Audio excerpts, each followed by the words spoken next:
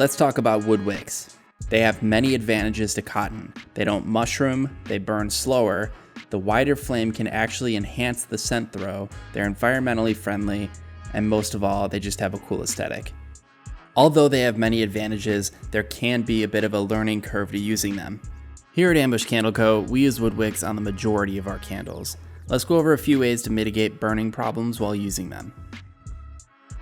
Most problems are associated with the length of the wick. You typically want a wick that is between an 1/8 inch to a 1/4 inch up from the surface of the wax. If you're using matches to light your candle, we recommend a longer than standard matchstick. This is especially helpful for reaching down to the bottom of a vessel. Our favorite tool to use would be an extended lighter such as a grill style lighter. Small matchsticks and big lighters can be difficult to use.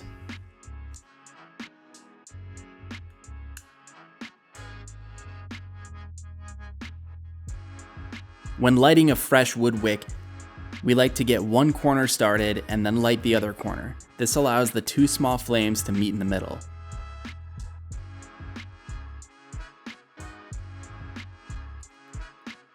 This wick in particular is a little bit too long. Notice that the flame is struggling to stay lit and eventually burns out. You can see that the charred portion of this wick didn't quite reach the surface of the wax. The wax is what fuels the flame. Without it, the wick will not stay lit. An easy fix to this problem is to shorten the wick with a pair of wick trimmers. Aim for about an 1/8 inch in length. Sewing scissors or even nail clippers can do the trick most of the time.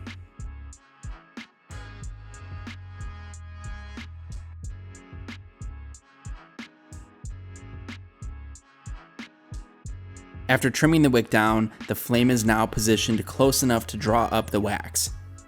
Also notice that the flame is no longer struggling but now fairly steady. Here's an example of another wick that is also a little bit too long. After lighting this candle, the flame starts strong but then dies down to a very faint flame that just continues to struggle.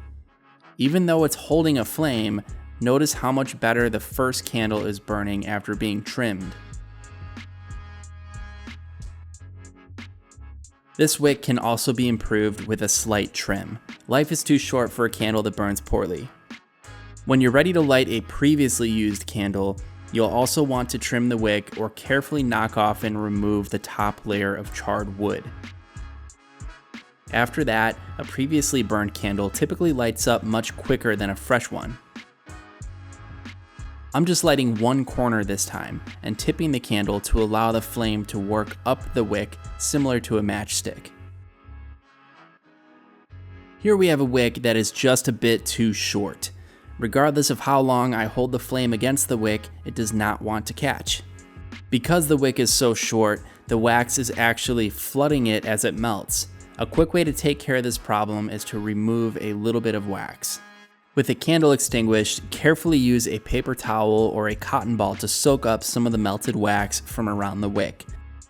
Avoid removing too much, as this can lead to tunneling. The goal here is to expose just a little bit more of the wick. Just a quick fix and this candle is good to go. As your candle burns, it will develop a melt pool that surrounds the wick. It's important that the candle stays lit for a long enough time to allow this melt pool to reach the edges of the candle vessel. Blowing out a candle too early can lead to tunneling issues. Here's an example of a tunneling candle. From now on, every time this burns, the melt pool will be trapped inside of this ring as if it were the edge of the candle vessel. The candle will not last nearly as long as it should.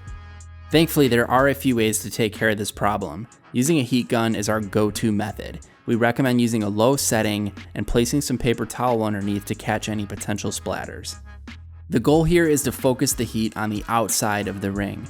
As it melts, it will begin to fill up the tunnel. Once the tunnel is filled up, let your candle cool down completely before relighting.